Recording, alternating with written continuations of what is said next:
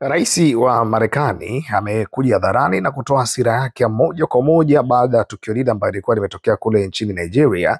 ambapo raia wengi ambao wanahisiwa kuwa za imani za Kikristo waliweza kupoteza uhai wao kwa sababu ya kuwa karibu na imani hiyo ambayo wanaamini kupitia Ukristo. Sasa Trump amekuja hadharani na kuonesha kabisa waziwazi ya kile ambacho kimekuja kutokea siku za hivi karibuni cha watu wengi kuweza kuondolewa uhai wao, lakini sambamba na kile ambacho yeye mwenyewe amekitafsiri kama mauaji ya halaiki, na akaahidi ya kwamba Nigeria itabidi aivamie moja kwa moja. Kutakuwa na mavamizi ya kijeshi ili kuhakikisha usalama wa raia na Wakristo wote wanaweza kuishi kwa amani katika taifa lile. Lakini ripoti ambayo ilikuwa imetoka kwenye mamlaka za Nigeria zikaweka hadharani ya kwamba imeshapambana na kitu hiko na haitegemei kama Marekani inaweza kuja kuvamia kwenye taifa lake kwa sababu ya tukio hilo, kwa sababu wenyewe wana uwezo wa kulihendo. Na hata China ikaweza kuja hadharani kuweza kupingana na kitu hiko ambacho kilikuwa kinatarajiwa kuweza kufanywa na rais wa Marekani.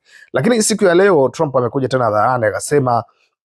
endapo Nigeria haitochukua maamuzi ya haraka kutokana na tukio hili ambalo limetokea, basi watafanya mashambulizi ya haraka lakini yenye hasira zaidi, yaliyojaa ghadhabu, lakini pia ambayo yatakuwa ni mazuri kwa sababu yanaenda kusaidia kuondoa makundi yote ya kigaidi ambayo yapo pale nchini Nigeria. Zile video ni za kuogofya kweli kweli, ambazo mauaji ya watu yameweza kutokea kwenye taifa lile na watu wakiweza kukatwa viungo, wengine wakishambuliwa kwa risasi, lakini sababu kubwa zikiwa na utofauti wa kiimani. Kwa hiyo Trump anasema ameitoa maagizo kwenye mamlaka ya vita, kwa sababu ndio ambavyo sasa hivi inatafsiriwa ni mamlaka ya vita, sio tena